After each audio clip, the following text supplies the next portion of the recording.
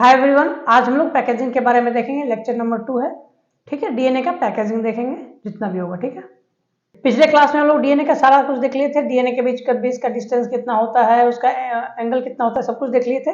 चलिए क्या लिखा है पढ़िए। तो distance of two consecutive base pair 0.3 nanometer, जो कि हम लोग देख चुके हैं। ठीक है, मीटर में बात करेंगे तो क्या करेंगे, 10⁻⁻9 से गुना कर देंगे बात। ठीक है, चलिए, if length of DNA double helix typical mammalian cell calculated by simply multiply total number of base pair distance between two consecutive base pair. देखिए टोटल लेंथ कितना दिया हुआ है, 6.6 इंटू 10⁻9। अब इसका लेंथ निकालना है तो दो बेस के बीच का डिस्टेंस कितना होता है, 0.3 नैनोमीटर। उससे गुना कर देंगे। कैसे समझिए, ये पूरा डीएनए का लेंथ है। ठीक है, अब इसमें हम बता देंगे कि 5 गो बेस पेयर है। कितना है, 5 गो बेस पेयर, मान लीजिए 5 गो। तो 5 गो बेस पेयर है, हम पूछेंगे इसका डिस्टेंस कितना होगा।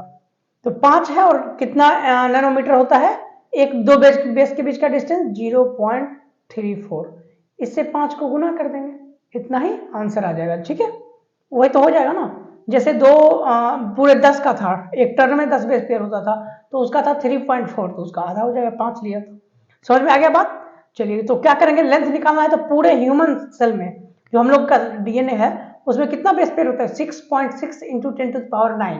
उसको 0.34 नैनोमीटर से गुना कर देंगे, और मीटर से गुना करना चाहेंगे तो 10⁻⁻9 लगा देंगे, या एंगस्ट्रॉम से गुना करना चाहेंगे तो क्या करेंगे, डायरेक्ट 3.4 से गुना करेंगे। ठीक है, बात समझ में आ गया। चलिए, it come out approximately 2.2 meter. Calculate करेंगे तो कितना मीटर आएगा, लगभग 2.2 मीटर। यानी अब देखिए एक सेल में 2.2 मीटर, हमारे बॉडी में कितना सेल है, अरबों सेल है, तो उतना सेल में 2-2 मीटर सोचिए कितना लंबा हो जाएगा। ठीक है, हम लोग धरती को कई बार लपेट सकते हैं। A length that far greater the dimension typical nucleus approximately 10⁻⁻6 meter, how much longer polymer packed। अब बताइए, न्यूक्लियस काफी छोटा होता है, 10⁻⁻6 मीटर का, उसमें इतना बड़ा रखा गया 2.2 मीटर का। कैसे रखाएंगे, तो इसका मतलब काफी कंडेंस पैक्ड होगा, तो वही पैक करके रखा जाता है। ठीक है, आप फिगर देखिए, जैसे ये आपका एक बॉल जैसा ले लिए, उस पर लपेट दिए। ठीक है, तो काफी कम जगह में बहुत सारा धागा लपेट, जैसे आप लोग के घर में वो कपड़ा सिलने वाला धागा आता होगा ना, कितना बड़ा धागा होता है, एक उसको पेपर पे लपेट दिया जाता है, तो बहुत सारा है जो छोटा में आ जाता है, एरिया कम लेता है। तो सेम ऐसा ही होता है। देखिए ये बॉल है, इस पे 2 बार लपेटा गया है, तो ये जो बॉल है ग्रीन कलर का, उसको बोलते हैं हिस्टोन। हिस्टोन प्रोटीन का नाम है, हिस्टोन ऑक्टेमर। ठीक है, हिस्टोन एक प्रोटीन है। तो डीएनए कैसा होता था, एसिडिक की बेसिक, एसिडिक माइनस चार्ज होता है, और हिस्टोन जो होता है बेसिक होता है, उस पर पॉजिटिव चार्ज होता है। बात समझ में आ गया। और एक और कनेक्ट करने के लिए होता है H1 हिस्टोन। कौन सा हिस्टोन, H1 हिस्टोन। इसी को बोलते हैं कोर ऑफ हिस्टोन 1 मॉलिक्यूल। ठीक है, एक मॉलिक्यूल है ना, ये बहुत सारा मॉलिक्यूल मिलके फिर बनाता है। ठीक है, हिस्टोन मॉलिक्यूल का यही है, 2 बार लपेटा रहता है। तो एक हिस्टोन पे जो होता है 200 बेस पेयर होता है। कितना बेस पेयर, लगभग 200 बेस पेयर एक इस पे ऑक्टेमर पे। ऐसा ऐसा बहुत सारा होता है, आगे जो है उसका माइक्रोस्कोप फिगर है, देख लेते हैं। ठीक है, आप लोग एक बात बताइए कि जैसे डीएनए या आरएनए किस चीज से बनाता है, न्यूक्लियोटाइड से, जो कि बता चुके हैं। प्रोटीन किस चीज से बना होता है, प्रोटीन जो होता है बहुत सारा एमाइनो एसिड के जुड़ने से बनता है। ठीक है, amino acid, alpha amino acid 20 type के होते हैं, जो कि हम आपको बायोमोलिक्यूल में पढ़ाएंगे, लेकिन एनसीईआरटी में पढ़ाया गया बायोमोलिक्यूल में। हम आपको जो है अभी आप जब आरएनए पढ़ाएंगे, आरएनए से प्रोटीन बनता है, तो वहां हम आपको अच्छे से डिटेल में बता देंगे, ट्रांसलेशन बताएंगे ना, वहां बता देंगे। लेकिन अभी कुछ आया है तो नाम बस देख लीजिए। टोटल 20 टाइप का होता है, इतना बात आप ध्यान में रखिए। ठीक है, और प्रोटीन जो होता है किस चीज से बनता है, एमाइनो एसिड के जुड़ने से, बहुत सारे एमाइनो एसिड के जुड़ने से। जैसे डीएनए न्यूक्लियोसाइड के जुड़ने, न्यूक्लियोटाइड के जुड़ने से बनता है ना, सेम टू सेम। ठीक है, in eukaryote the organism is much more complex. और हम लोग यूकैरियोट है, काफी कॉम्प्लेक्स है। चलिए, there is a set of positively charge basic protein called histone. अभी पढ़ के आए हैं, हिस्टोन जो होता है डीएनए जिस पे लपेटा होता है उसी को हिस्टोन बोलते हैं। कैसा चार्ज होता है, पॉजिटिवली चार्ज होता है, और बेसिक प्रोटीन होता है। तो एसिड रहेगा तब ना निगेटिव, बेसिक रहेगा तो पॉजिटिव चार्ज। तो बता दिया ना, डीएनए कैसा होता है, एसिडिक। बात समझ में आ गया। चलिए, a protein acquired charge depending upon abundance of amino acids. तो प्रोटीन पर जो चार्ज होगा वो किसके आधार पर डिपेंड करेगा, डिपेंड करेगा उसके जो अमाइनो एसिड है। अगर अमाइनो एसिड बेसिक वाला होगा तो प्लस चार्ज होगा, अमाइनो एसिड एसिडिक वाला होगा तो नेगेटिव चार्ज होगा। बात समझ में आ गया। अमाइनो एसिड 20 टाइप के होते हैं, 20 टाइप को हम लोग को पढ़ना है, नाम एक एक करके जानना है। यहाँ पे देखिए ना, एक नाम लिखा होगा, amino acid reduce charge side, chain, ठीक है। हिस्टोन आज rich basic amino acid reduce lysine and arginine दिया हुआ है। कौन कौन सा प्रोटीन होता है? लाइसिन और आर्जिनिन, जो कि बेसिक अमीनो एसिड है, जो कि प्रोटीन में होता है, ठीक है। ये अमीनो एसिड कैसा होता है? बेसिक, ठीक है। अभी हम लोग देखेंगे कुछ सल्फर कंटेनिंग अमीनो एसिड, जो अमीनो एसिड में सल्फर पाया जाता है, ठीक है, वो भी आगे देखने को मिलेगा, पहले ही अभी आज ही मिल जाएगा, ठीक है। चलिए, both amino acid residues carry positive charge in their side chain. उसका जो चेन होता है, जो अमीनो एसिड का प्रोटीन का चेन होता है, वो अमीनो एसिड से बनकर जो होता है, अमीनो एसिड पे कौन सा चार्ज रहता है? बेसिक रहता है तो पॉजिटिव चार्ज होता है, तो उसी से प्रोटीन पे भी कौन सा चार्ज आ गया? पॉजिटिव, ठीक है। Histone are organized to form unit 8 molecule called histone octamer. वो जो बड़ा वाला गोल वाला दिखा था, वो हिस्टोन ऑक्टामर था। उसमें कितना टाइप का वो मॉलिक्यूल जुड़ा होता है? 8, 4 और 4 8, ठीक है, याद रखिएगा 8 मॉलिक्यूल, 4 नहीं 8, ठीक है, 8 मॉलिक्यूल के जुड़ने से बना होता है, ठीक है। चलिए, उसके बाद देखिए लिखा हुआ है negatively charge DNA wrapped around positively charge histone octamer structure from nucleosome. ये हमका कौन सा? Histone octamer. इसी पे लपेटा रहता है कौन सा? नेगेटिव चार्ज डीएनए, ठीक है। हिस्टोन कैसा होता है? पॉजिटिव। तो जो पूरा हिस्टोन है उस पर डीएनए रैप्ट हो गया, मतलब लपेट दिए, तो उसी को बोल देंगे न्यूक्लियोसोम। क्या बोल देंगे? न्यूक्लियोसोम। टर्म याद रखिएगा, न्यूक्लियोसोम, सोम, क्रोमोसोम, सब अलग अलग सोम होता है, ठीक है। आप जो है उसको अच्छे से समझ लीजिएगा, ठीक है। चलिए, ए typical nucleosome contain 200 base pair DNA helix. अभी बताए थे ना, एक पे कितना होता है? 200 बेस पेयर, ठीक है। चलिए, nucleosome constitute repeating unit structure called nucleus called chromatin. देखिए, जैसे एक है न्यूक्लियोसोम, फिर बहुत सारा, काफी 2.2 मीटर था ना लंबा, तो काफी ज्यादा हमको लगेगा, एक पे तो मात्र 200 बेस पेयर ही आता है, तो बहुत सारा वो देंगे तब, जैसे एक यहाँ है, एक यहाँ है, एक यहाँ है, क्या सब पे ऐसे ऐसे लपेटते हुए हम पूरा लपेट देते हैं, ठीक है। हमारे वो जो लपेटा रहता है इसी तरह की, ठीक है। Thread like stand coloured bodies in the nucleus. ये जो होता है बहुत सारा, वो जो रिपीटिंग यूनिट हो जाता है किसका? न्यूक्लियोसोम का, तो उसको बोलते हैं क्रोमैटिन, जो कि कलर्ड होता है, स्टैंड होता है, मतलब कलर्ड होता है, ठीक है, जो कि हम न्यूक्लियस में देख सकते हैं। बात समझ में आ गया? चलिए, in nucleosome chromatin seen beads on string structure view under electron microscope, जो कि हम दिखाते हैं। होता है क्या कि जैसे एक धागा ले लीजिए, उस पर छोटा छोटा गांठ बांध दीजिए, तो बहुत सारा गांठ बांधा हुआ दिखेगा, सेम टू सेम ये दिखता है। कौन सा? ये जो न्यूक्लियोसोम रहता है उसी तरह दिखता है। आप अभी फिगर में देख लीजिए, ठीक है। देखिए, इलेक्ट्रॉन माइक्रोस्कोप का पिक्चर है, बीट्स और स्ट्रिंग। देखिए, बहुत यहाँ जो आपको दिख रहा होगा, ये लाइन होगा, ये लाइन होगा, देखिए बहुत सारा गांठ दिख रहा होगा, लग रहा होगा एक धागा है, उस पर बहुत सारा गांठ बंधा हुआ है, ऐसा दिख रहा है ना। जितना गांठ दिख रहा है सब न्यूक्लियोसोम है। न्यूक्लियोसोम किसको बोलते हैं? हिस्टोन पर जो डीएनए लपेट दिए उसी को हिस्टोन, सॉरी न्यूक्लियोसोम बोल देते हैं। हिस्टोन पे डीएनए लपेट दिए उसको न्यूक्लियोसोम, ठीक है, वही है ना ये। तो ये वो इतना होता है कि आपको बिट्स दिखेगा, गांठ जैसा पूरा धागा में दिखेगा, ठीक है। कहा कि 2.2 मीटर लंबा डीएनए है, तो काफी ज्यादा लगेगा उसमें, ठीक है। The beads on string structure in chromatin is packaged from chromatin fiber that further coiled condensed metaphase stage cell division from chromosome। देखिए, वो जो बीट्स जैसा दिखता है हमको कहाँ पे? क्रोमैटिन में, ठीक है। वो पैक रहता है क्रोमेटिन फाइबर में, वो कंडेंस हो जाता है मेटाफेज स्टेज में, सेल डिवीजन में। सेल डिवीजन में जब पढ़िएगा ना, तो सेल डिवीजन में ऐसे रहता है फेज, फेज का बंटवारा हुआ होता है, ठीक है। जैसे ये हो गया आपका G1 फेज, ये हो गया S फेज, ये हो गया G2 फेज, ये हो गया M फेज। M फेज में ही बहुत सारा टाइप होता है, प्रो फेज, मेटा फेज, एना फेज, टीलो फेज, ठीक है। सारा फेज हम जब सेल डिवीजन पढ़ेंगे ना तो अच्छे से उसको देखेंगे, ठीक है। तो यही फेज होता है metaphase stage. M phase और मेटा फेज में फर्क है, ठीक है। एम फेज में बहुत सारा फेज आता है, प्रो फेज, मेटा फेज, एना फेज, टीलो फेज, बहुत सारा फेज आता है। तो वही मेटाफेज स्टेज में काफी कंडेंस हो जाता है, जो कि हम लोग को सेल डिवीजन में देखने को मिलेगा, ठीक है। The packaging of chromatin as higher level required additional set of protein collectively called non histone chromatin या एनएससी प्रोटीन। जब हम उसको हायर लेवल पे काफी कंडेंस करेंगे तो सिर्फ उसको हिस्टोन से नहीं होगा, नॉन हिस्टोन और भी कुछ प्रोटीन चाहिए, जिसको हम लोग नॉन हिस्टोन क्रोमोसोमल प्रोटीन बोलते हैं। मतलब जितना हम लोग को चाहिए जो है हिस्टोन प्रोटीन, उसको कंप्लीट नहीं कर पाता है, तो उसके लिए हम लोग नॉन हिस्टोन क्रोमोसोमल प्रोटीन भी इस्तेमाल में लाते हैं। बात समझ में आ गया? चलिए, in typical nucleus some region of chromatin loosely packed. कुछ जगह होता है जो लूज पैक रहता है, और कुछ जगह बहुत ज्यादा टाइट पैक रहता है, ठीक है। तो लूज रहता है उसको बोलते हैं यू क्रोमेटिन, ठीक है, रेफर टू यू क्रोमेटिन। और कुछ जगह होता है जो मोर डेंसली पैक्ड, उसको बोलते हैं हेट्रोक्रोमेटिन। क्या बोलते हैं, हेट्रोक्रोमेटिन है। तो यूक्रोमेटिन जो होता है लूज रहता है, तो आसानी से ट्रांसलेशन वगैरह या ट्रांसक्रिप्शन सॉरी डीएनए का तो ट्रांसक्रिप्शन होगा ना, या रिप्लिकेशन होगा, ट्रांसलेशन तो आरएनए का होगा प्रोटीन बनने से, तो वो आसानी से हो जाता है। जबकि हेट्रोक्रोमेटिन जो होता है जल्दी खुलता उलता नहीं है, तो उसको वहां नहीं हो पाता है, तो उसको इनएक्टिव बोलते हैं। Euchromatin said to be transcriptionally active chromatin, whereas heterochromatin is inactive. बात समझ में आ गया। डीएनए का पूरा काम पढ़ लिए, कैसे कैसे डीएनए में क्या क्या होता है, बेस पेयर का बीच का डिस्टेंस, एंगल वगैरह सब कुछ देख लिए, और अभी जो है पैकेजिंग भी देख लिए। अब देखते हैं कि डीएनए का खोज कैसे हुआ। डीएनए के खोज में भी बहुत सारा वो है, ठीक है, बहुत सारा झूल है इसमें, तो उसको हम लोग को समझना है। काफी ज्यादा 3 थ्योरी है, 3 बार में हुआ साइंटिस्ट लोग किए, तो उसको पढ़ना है, ठीक है। तो अब देखते हैं सर्च फॉर जेनेटिक मटेरियल। पहले पता ही नहीं था कि जेनेटिक मटेरियल कौन है, पहले पता चला कि प्रोटीन है, फिर कुछ लोग बोले आरएनए है, फिर डीएनए, तो काफी ज्यादा इसमें वो घुमाव था, ठीक है। तो उसको क्लियर कैसे हुआ वो हम लोग देखते हैं। Even the discovery of nuclein by Friedrich Miescher, ठीक है, मिस्टर फ्रेडरिक मिस्चर बताए थे ना, the propagation principle, inheritance by Mendel are almost same time.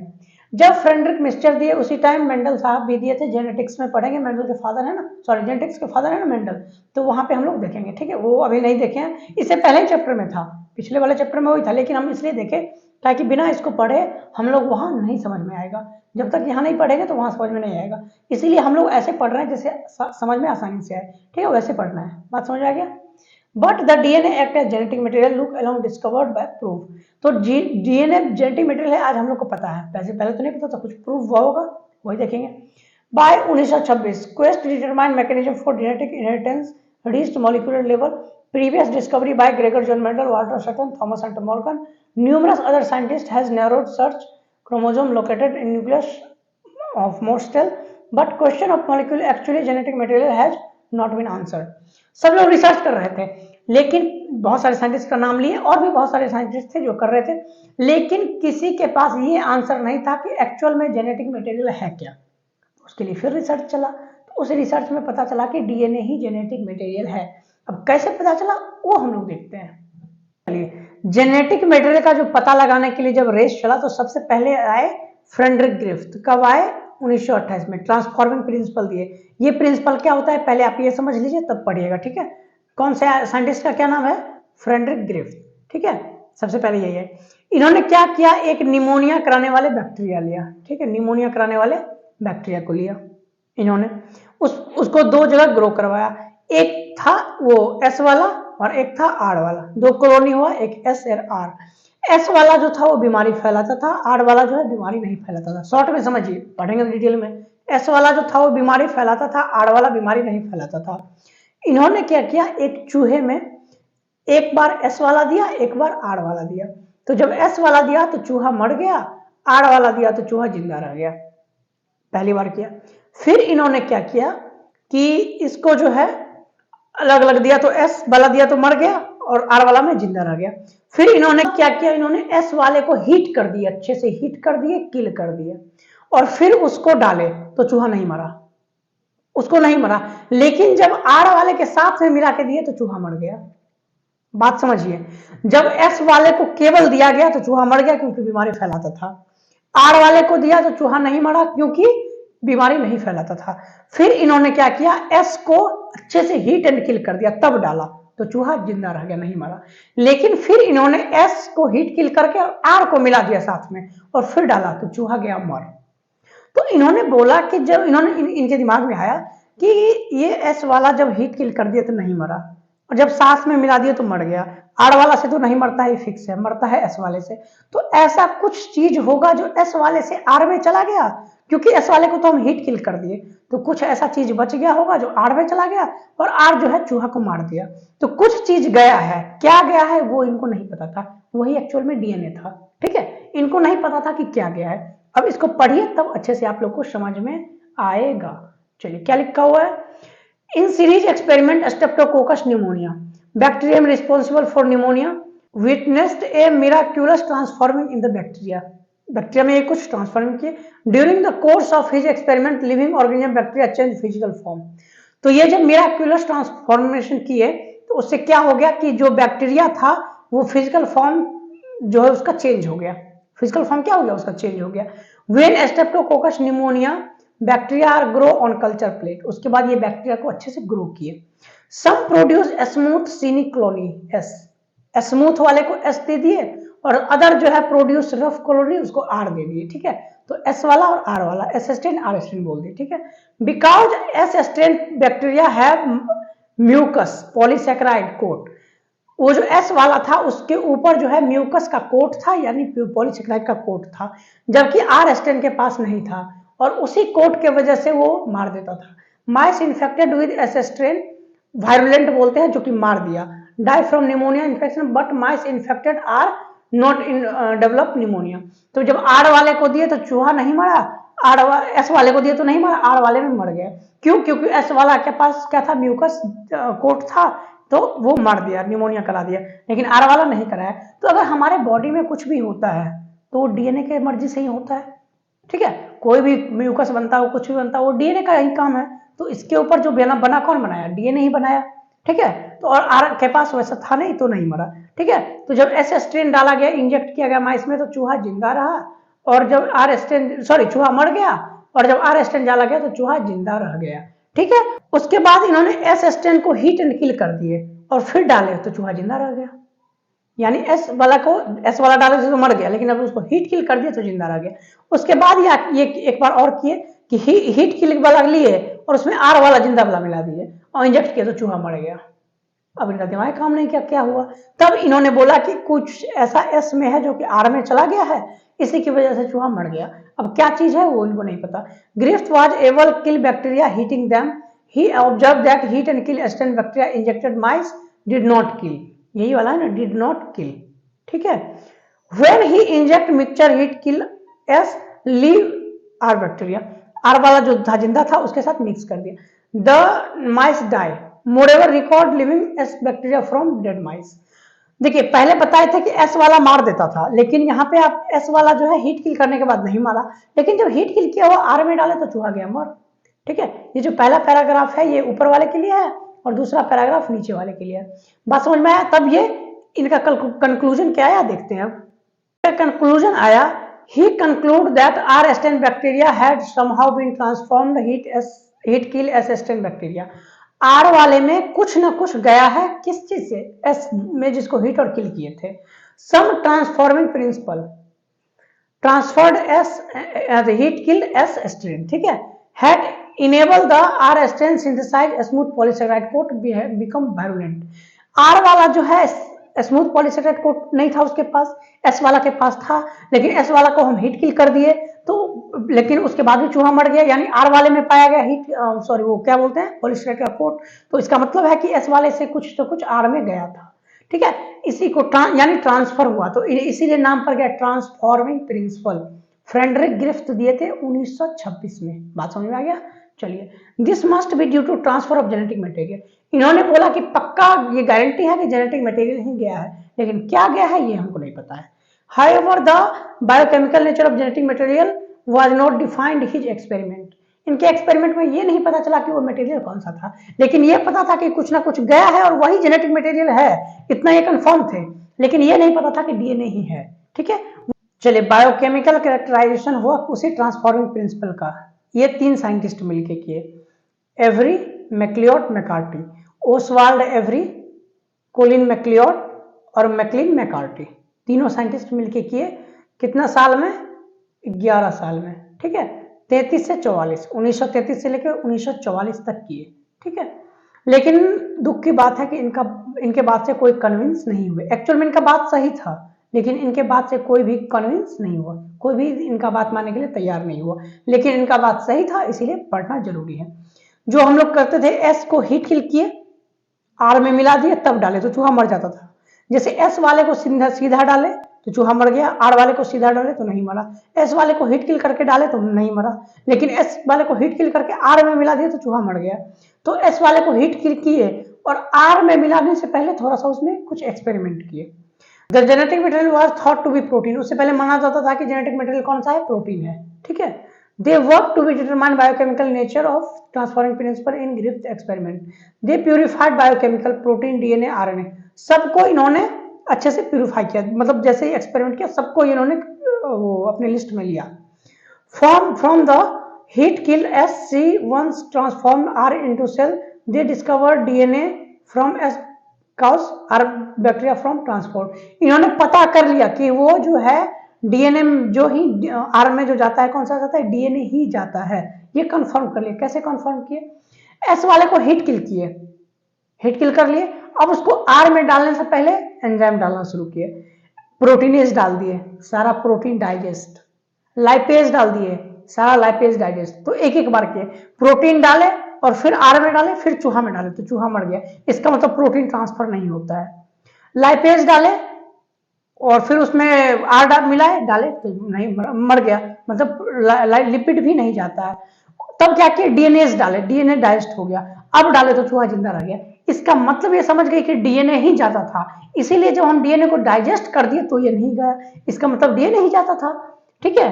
They also discovered that protein digesting enzyme protease and RNA digestive enzyme RNase, सारा enzyme डाले, not affect transformation, इससे कोई affect नहीं हुआ, चूहा मर ही जाता था। इसका मतलब ये लोग तो ट्रांसफर हो नहीं रहा था, तो चूहा इसीलिए मर जा रहा था। So the transforming substance do not protein और आरएनए, मतलब इन लोगों ने पता लगा लिया कि ये नहीं है। Digestion of DNA did inhibit transformation, तो ट्रांसफॉर्मेशन रुक गया क्योंकि डीएनए ही जाता था ना। Suggesting that DNA cause the transformation, तब इन्होंने बताया कि डीएनए ही ट्रांसफॉर्मेशन होता है। That concluded DNA heredity material but not all biologist were convinced, कोई भी बायोलॉजिस्ट कन्विंस नहीं हुए। अब आप बताइए डीएनए और डीएनए में फर्क क्या है? तो डीएनए में एस लगा हुआ है, डीएनए का प्लूरल है, डीएनए बहुत सारा डीएनए तो प्लूरल, लेकिन डीएनए एज है, एएस ही लगा हुआ है। इसका मतलब है कि डीएनए को डाइजेस्ट करने वाला एंजाइम। लिपिड में एएस ही लगा देंगे, लाइपेज। लिपिड में नहीं, जैसे एक लिपिड लाइपेज तो अलग हो गया, फैट को डाइजेस्ट करने वाला। प्रोटीन है उसी में एज लगा दिए, प्रोटीन एज, प्रोटीन को डाइजेस्ट कर देगा। आरएनए है उसी में एएस ही लगा दिए, तो प्रोटीन आरएनए वो आरएनए को डाइजेस्ट कर देगा। यानी एएसई लगाएंगे तो क्या होगा, उसी का डाइजेस्टिव एंजाइम, जो सब्सटेंस है उसी का डाइजेस्टिव एंजाइम के लिए हम क्या करेंगे, उसमें एएसई लगा देंगे तो उसी का डाइजेस्टिव एंजाइम हो जाएगा। बात समझ में आ गया? लेकिन इनकी बातों को कोई भी मानने को तैयार नहीं हुए। तब बाद में भी साइंटिस्ट आए, देखते हैं। जेनेटिक मटेरियल जो डीएनए है उसका यूनिवोकल प्रूफ दिए हर्सी एंड चेस। ठीक है, साइंटिस्ट का नाम है अल्फ्रेड हर्सी और मार्था चेस, 1952 में। वो जो अभी एवरी मैकार्टी मैक्लियोड वाला पढ़े थे, कब हुआ था वो? 33 से 44 में। सोचिए कितना हो गया, 44, 6, 8 साल बाद, 8 साल बाद हुआ एक्सपेरिमेंट, मतलब 8 साल पहले कंप्लीट हो गया था, लेकिन कोई उन्होंने उनके बात को मानने को तैयार नहीं हुआ। ठीक है, चलिए। तो unequivocal proof that DNA genetic material came from experiment Alfred Hershey and Martha Chase. They worked with virus infect with bacteria called bacteriophage. इन्होंने वायरस और बैक्टीरिया के बीच में इन्फेक्शन कराया। ठीक है, उसी से पता चला कि डीएनए ही जेनेटिक मटेरियल है। कैसे पता चला, देखते हैं। The bacteriophage attach to the bacteria and its genetic material enter the bacterial cell.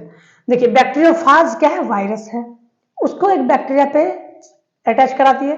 तो होता है क्या कि बैक्टीरियोफाज के अंदर जो जेनेटिक मटेरियल है वो बैक्टीरिया के सेल में चला जाता है। ऐसे समझिए, ये बैक्टीरिया है, ये आपका बैक्टीरियोफाज है, तो बैक्टीरियोफाज का जेनेटिक मटेरियल है वो बैक्टीरिया के अंदर चला जाता है। बात समझ में आ गया? चलिए। The bacterial cell treat with viral genetic material if we its on subsequently manufacture more virus particle. जैसे अब वायरस का डीएनए आ गया बैक्टीरिया में, तो बहुत सारा वायरस फिर से तैयार कर लेगा। जैसे हम लोग के अंदर भी आता है कोई भी वायरस, तो क्या करता है, वो डिवीजन करके एक से बहुत सारा बन जाता है, तो वैसे ही इसमें भी होगा। Hershey and Chase work to discover whether it protein or DNA virus entered the bacteria. तो इन्होंने भी यही पता किया कि इसके अंदर से जो इंटर किया है बैक्टीरिया में वो क्या था। इससे पहले सबको पता था कि प्रोटीन जो है जेनेटिक मटेरियल है, तो इन्होंने वही देखा कि प्रोटीन है या डीएनए है, इनको ये पता करना था कि क्या है।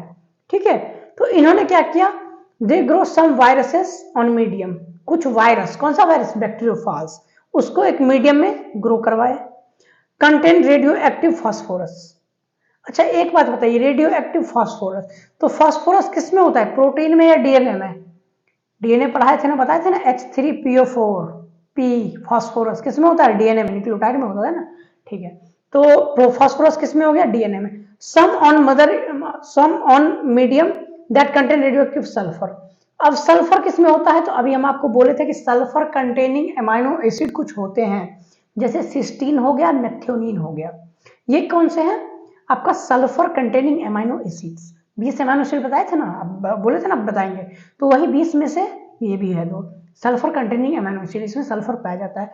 तो रेडियो एक्टिव सल्फर ले लिए, रेडियो एक्टिव फॉस्फोरस भी लिए और radio active sulphur. Radio active का खासियत होता है कि वो चमकता है, कलर प्रोवाइड करता है, तो हम लोग आंख से देख सकते हैं, ठीक है।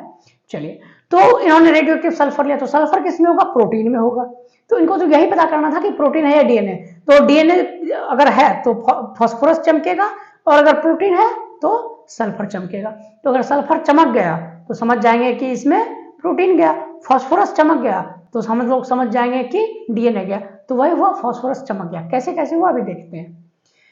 Virus grow presence of radioactive phosphorus contain radioactive DNA but not radioactive protein because DNA contain phosphorus but not protein.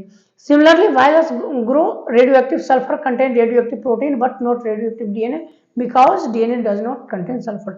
2 medium में ग्रो करवाया, एक को क्या किया, जैसे बैक्टीरियोफाज है, एक सेकेंड मान लीजिए ये आपका ये बैक्टीरिया, ठीक है, ये आपका बैक्टीरिया सॉरी वायरस हो गया। तो वायरस के अंदर जो होगा डीएनए जेनेटिक मटेरियल होगा, और बाहर से जो कोट होगा वो प्रोटीन का बना होगा। बात समझे कि नहीं? जैसे ये आपका हो गया मान लीजिए वायरस, तो वायरस के अंदर जो होगा बीच में जेनेटिक मटेरियल होगा, और उसके बाहर जो कोट बना रहता है प्रोटीन का बना रहता है।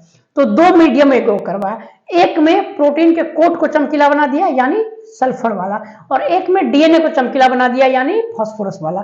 तो अगर प्रोटीन जाता होगा तो उसका कोट जाएगा, और अगर डीएनए जाता है तो डीएनए ही जाएगा, ठीक है। तो इन्होंने वो देख लिया, तो इन्होंने क्या किया, दोनों चमकीला बना दिया अलग अलग मीडियम में, ठीक है। उसके बाद जो रेडियो एक्टिव बनाए ये दोनों, सल्फर को और फास्फोरस को यानी प्रोटीन और डीएनए को, उसको जो है अटैच किए इसेरेसिया कोलाई बैक्टीरिया से। बैक्टीरिया के साथ ही अटैच कराना था ना, तो बैक्टीरिया जो बैक्टीरिया के साथ कराया उसका नाम क्या था? इसेरेसिया कोलाई। बोले थे ना बहुत बार आएगा, ठीक है। चलिए, देन एज इन्फेक्शन प्रोसीड, उसके बाद इन्फेक्शन कराया, viral coat removed by bacteria agitating in blender. तो जो वायरल कोट होता है वो जो है किससे रिमूव कर दिया गया? उसे ब्लेंडर से, ठीक है। जैसे अब कैसे ब्लेंडर से, ऐसे है, इसमें दोनों को डाल दिया गया, उसको घुमाया गया, ठीक है, सेंट्रीफ्यूग किया गया। Virus particle were separate from the bacteria by spinning centrifuge, ठीक है, तो उससे वो सेपरेट हो गया। Bacteria which infected with virus that radioactive DNA were radioactive. तो इन्होंने देखा कि रेडियोएक्टिव डीएनए गया, तो वो रेडियोएक्टिव डीएनए गया था, तो इंडिकेट हो गया कि डीएनए ही जेनेटिक मटेरियल है, ठीक है। Indicating DNA material passed from the virus to bacteria. इन्होंने देख लिया कि जो है बैक्टीरिया में वो कौन सा गया है? डीएनए गया है, यानी प्रोटीन नहीं गया है, इन्होंने वो देख लिया। Bacteria that were infect with virus had radioactive protein not radioactive. तो प्रोटीन जो था वो नहीं गया था, ठीक है, प्रोटीन जाता ही नहीं है ना, बाहर ही रह जाता है। This indicate protein did not enter the bacterial cell, क्योंकि चमका नहीं। देखिए, बैक्टीरिया के अंदर गया और चमकने लगा। इन्होंने देखा कि डीएनए वाला जो है, जिसमें डीएनए डाले थे वो चमक गया, और जिसमें प्रोटीन डाले थे वो नहीं चमका। तो इसका मतलब है डीएनए ही गया, क्योंकि प्रोटीन वाला जाता तो प्रोटीन वाला भी चमकता, लेकिन नहीं चमका। अभी फिगर में देखेंगे तो समझ में आ जाएगा। DNA therefore genetic material pass from virus to bacteria. Figure में देखते हैं, फिगर आगे है ना, देख लेते हैं। चलिए फिगर देखिए, तो देखिए ये दोनों क्या है? बैक्टीरियोफाज है, ठीक है। एक में क्या किया? सल्फर को रेडियोएक्टिव किए, एक में फास्फोरस को। तो डीएनए में कौन सा होता है? Sulphur phosphorus. सल्फर जो होता है वो प्रोटीन में होता है। तो प्रोटीन देखिए इसका लाल है, इसका कोड कैसा है? लाल है। और इसका डीएनए रेडियोएक्टिव है, तो देखिए डीएनए लाल है अंदर में, ठीक से देख लीजिए, बात समझ में आ गया। तो सल्फर जो रेडियोएक्टिव था वो होता है 35, और फास्फोरस जो रेडियोएक्टिव था वो 32। तो P32S35 याद रखिएगा, ठीक है। चलिए, और ये जो है आपका ग्रीन कलर का दिख रहा होगा, यही है बैक्टीरिया आपका। पहले इन्फेक्शन कराए, दोनों साइड इन्फेक्शन कराए। तो पहले बताइए डीएनए जाता है या आरएनए प्रोटीन जाता है? तो आप अभी तुम लोगों को पता है डीएनए गया। तो इसमें से भी देखिए काला वाला गया डीएनए, यानी चमकीला वाला बाहर ही रह गया, और इसमें डीएनए गया। तो चमकीला इसमें डीएनए था, इसमें प्रोटीन चमकीला था, तो प्रोटीन नहीं जाएगा, डीएनए जाएगा। तो इसका चमकीला वाला पार्ट बाहर ही रह गया, इसका चमकीला पार्ट अंदर चला गया। तो इसमें देखे कि चमकीला वाला पार्ट तो बाहर ही है, मतलब जब ये इन्फेक्शन होने के बाद जब सब कुछ साइड कर लिए तो देखे कि कोई रेडियो एक्टिव नहीं है, सल्फर है। और ये जो है रेडियो एक्टिव सब्सटेंस जो दिए थे वो बाहर ही रह गया। और इस एक में और जो कराई, इसमें देखिए कि रेडियो एक्टिव सब्सटेंस अंदर चला गया, जिसमें डीएनए को लिए थे। तो इन्होंने देखा कि P32 तो अंदर चला गया है, अब जो बचा है उसमें कोई रेडियो एक्टिव सब्सटेंस नहीं है। इसका मतलब है कि डीएनए ही गया है। तो इससे सब लोग मान गए, कन्विंस हो गए कि ठीक है, डीएनए ही है जेनेटिक मटेरियल। बात समझ में आ गया। जेनेटिक मटेरियल का प्रॉपर्टी देखेंगे, जेनेटिक मटेरियल कौन होगा, आरएनए होगा या डीएनए होगा। डीएनए से ही आरएनए बनता है, तो कुछ ऐसा चीज है जिसमें आरएनए भी जेनेटिक मटेरियल का काम करता है, यानी उसमें डीएनए मौजूद नहीं होता है। हम आपको पहले ही बता चुके हैं, अगर डीएनए आरएनए दोनों मौजूद होगा तो जेनेटिक मटेरियल का काम डीएनए करेगा, केवल डीएनए होगा तो डीएनए करेगा, केवल आरएनए होगा तो आरएनए करेगा, मतलब डीएनए डोमिनेंट करेगा, ठीक है। From foregoing discussion, it clear debate between protein and DNA genetic material was univocally revolved from Hershey Chase experiment. उनके एक्सपेरिमेंट से पता चल गया। It became established fact DNA act genetic material. However, subsequently become clear that some virus RNA genetic material, for example, tobacco mosaic virus, QB bacteriophage, इसमें क्या होता है, RNA ही genetic material होता है। तो सवाल होता है कि कौन आरएनए या डीएनए में बेहतर जेनेटिक मटेरियल कौन है। Answer some questions such as DNA predominant genetic material, where RNA perform dynamic function messenger adapter has found from different between chemical structure between nucleic acid and molecule। देखिए DNA से RNA बनता है, RNA से protein, तो RNA का बहुत सारा काम है, प्रोटीन बनाना है, एडेप्टर का काम है, मैसेंजर का काम है, तो वो और वही अगर जेनेटिक का काम कर लेगा तो कितना करेगा काम, उतना संभाल नहीं पाएगा। इसीलिए डीएनए जो है सिर्फ स्टोर रखने का काम करता है। तो और क्यों करता है, तो क्यों कुछ बदलाव होते हैं जो कि हम आपको बता चुके हैं। डीएनए में जो होता है सेकंड पोजीशन पे OH नहीं होता है, केवल H होता है, इसीलिए नाम है डीऑक्सीराइबो, जो हम आपको अच्छे से बता दिए। इसके कारण डीएनए की स्टेबिलिटी बढ़ जाती है। आरएनए में यूरासिल होता है जबकि डीएनए में थाइमिन होता है, इसकी वजह से भी स्टेबिलिटी बढ़ जाती है, और स्टेबिलिटी ज्यादा है तो इसीलिए जेनेटिक मटेरियल डीएनए ही होगा, ठीक है। कोई भी मॉलिक्यूल को जेनेटिक मटेरियल होने के लिए कुछ क्राइटेरिया को फिल करना पड़ता है, ठीक है। यही क्राइटेरिया 4, कौन कौन सा, वो रिप्लिकेशन करना चाहिए, मतलब खुद का कॉपी तैयार कर ले, तब ना अगले जनरेशन में जाएगा, तो वो होना चाहिए। दूसरा क्या है, स्टेबल होना चाहिए केमिकली और स्ट्रक्चरली, यहीं पे आरएनए फेल कर जाता है, डीएनए पास कर जाता है। It should be provide scope slow changes mutation that required for evolution, तो यहाँ भी आरएनए फेल कर जाता है, उसमें बदलाव बहुत जल्दी से आ जाते हैं, और डीएनए में बदलाव नहीं आता है, बहुत कम आता है, ठीक है। It should be able express itself from Mendelian character, Mendel का जो कैरेक्टर है उसमें एक्सप्रेस होना चाहिए। तो मेंडल का कैरेक्टर क्या है अब पढ़ेंगे बाद में, अब ये 3 पॉइंट देख लीजिए, मेंडेलियन कैरेक्टर बाद में देख लीजिएगा। तो म्यूटेशन जो होता है स्लो होना चाहिए, तो जिसमें आप देखिए कि आरएनए होता है वो काफी ज्यादा म्यूटेट करता है। जैसे आप लोग पढ़े ना, कोरोना वायरस आएगा, उसका नया वेरिएंट भी आ गया, तो नया वेरिएंट कैसे आया, म्यूटेशन हुआ तभी तो आया। तो यही होता है, आरएनए जो है म्यूटेट करता रहता है फास्टर, डीएनए जल्दी से म्यूटेट नहीं करता है, ठीक है। और वो दूसरा क्या होना चाहिए, स्ट्रक्चरली या केमिकली स्टेबल होना चाहिए, और खुद का कॉपी तैयार करने वाला होना चाहिए, यानी रिप्लिकेशन करने वाला होना चाहिए। तो इसमें डीएनए पास कर जाता है, ठीक है। आगे देख चलिए क्या है, if one examine each required by one because rule of base pairing complementary, जो बेस पेयर जो है कॉम्प्लीमेंट्री होना चाहिए, मतलब एडेनिन की जगह थाइमिन आए, ग्वानिन की जगह साइटोसिन आए, ये कॉम्प्लीमेंट्री होना चाहिए। Both nucleic acid DNA and RNA have ability to direct their duplicate, तो ये क्षमता तो दोनों में है, रिप्लिकेशन का क्षमता तो दोनों में है, दोनों अपना डुप्लीकेट कॉपी बना सकता है। Other molecule have living system such as protein fail first criteria, तो इसमें जो है प्रोटीन फेल कर गया, तो पहला जो क्राइटेरिया था रिप्लिकेशन वाला उसमें डीएनए और आरएनए दोनों पास कर गया, लेकिन स्टेबिलिटी में जाके डीएनए पास कर जाता है, आरएनए फेल कर जाता है। क्यों पास करता है, क्योंकि OH वाला कंसेप्ट आ जाता है और यूरासिल थाइमिन वाला, ठीक है। चलिए, the genetic material should stable enough not changes with different stage life cycle, मतलब एज बढ़ने से वो चेंज नहीं होना चाहिए, जो बचपन में है मरते दम तक वही होना चाहिए, बदलना नहीं चाहिए, ठीक है। चलिए, as with change physiology of the organism, stability as one property genetic material was very evident grip transforming principle, मतलब अगर दूसरे में भी जाता है तो भी सेम ही रहना चाहिए। जैसे ट्रांसफॉर्मिंग प्रिंसिपल में देखे ना कि हीट एंड किल किए फिर गया तो भी मार ही दिया, मतलब प्रॉपर्टी सेम रहा, ठीक है। Itself that heat when kill bacteria less did not destroy sum property of genetic material, लेकिन उसका प्रॉपर्टी डिस्ट्रॉय नहीं हुआ। Now can easily explain light of DNA that to extent being complementary it separate by heating come together, तो हम ये कह सकते हैं कि हीट एंड किल करने से क्या हो गया होगा, हाइड्रोजन बॉन्ड जो दो बेस पेयर के बीच का होता है वो टूट गया होगा, और फिर जब हम उसको वो ठंडा किए और आर के साथ डाल दिए तो जुड़ गया होगा, और जुड़ गया होगा तो फिर से वो अपना एक्सप्रेस हो गया, ठीक है। मतलब हट गया तो कुछ देर के लिए हट गया, लेकिन फिर जुड़ा तो फिर कैरेक्टर वही आ गया, तो उसमें बदलाव नहीं होना चाहिए, ठीक है। व्हेन एप्रोप्रिएट कंडीशन प्रोवाइड, जब अप्रोप्रिएट कंडीशन दी तो फिर से वो जुड़ गया, ठीक है। Further 2OH group present every nucleotide RNA reactive group, oxygen के कारण कैसा हो जाता है, रिएक्टिव ग्रुप हो जाता है। केमिस्ट्री पढ़िएगा ना, ऑर्गेनिक केमिस्ट्री, वहां आपको पता चल जाएगा। It make RNA label and easily degradable, ठीक है, वो डिग्रेड कर जाता है। आरएनए आल्सो नोन एज कैटालाइट, ठीक है, कैटालाइटिक मतलब होता है रिएक्शन करने वाला, ठीक है, हेंस रिएक्टिव, इसलिए क्या होता है, रिएक्टिव होता है, ठीक है। चलिए, therefore DNA chemically less reactive, structurally more stable, जो कम रिएक्शन है वो ज्यादा रिएक्शन कम कर रहा है, मतलब हर किसी के साथ रिएक्ट नहीं कर रहा है, उसका मतलब है कि वो स्टेबिलिटी ज्यादा है उसकी। Where compare to RNA, RNA के कंपेरिजन में तो ज्यादा ही है। Therefore among two nucleic acid DNA is better genetic material, और वो वाला बात भी था, कौन सा, यूरासिल और थायमिन वाला बात भी था, आगे कहीं लिखा होगा नहीं तो वो बात भी होगा, ठीक है। देखिए लिखा हुआ है, in fact the presence of thymine place of uracil also refer additional stability to DNA, वो जो होता है एडिशनल स्टेबिलिटी देता है। अच्छा, थायमिन का दूसरा नाम क्या था, 5 मिथाइल यूरासिल, नाम याद रखिएगा, ठीक है, पढ़े थे ना। Detail discussion about required understanding process of, चलिए अगले क्लास में क्या पढ़ेगा देख लीजिएगा। For both DNA RNA ever to mutate, दोनों म्यूटेट करता है, लेकिन आरएनए ज्यादा म्यूटेट करता है, डीएनए बहुत कम करता है। डीएनए भी करता है, जैसे हम लोग पहले जो इवॉल्व हुए तो पहले मंकी में आए, फिर ह्यूमन में, तो हम लोग के पास पूछ तेल था, बहुत सारी चीज था जो हम लोग धीरे धीरे छोड़ते आ गए, तो म्यूटेशन हुआ तब ना छोड़ते आ गए।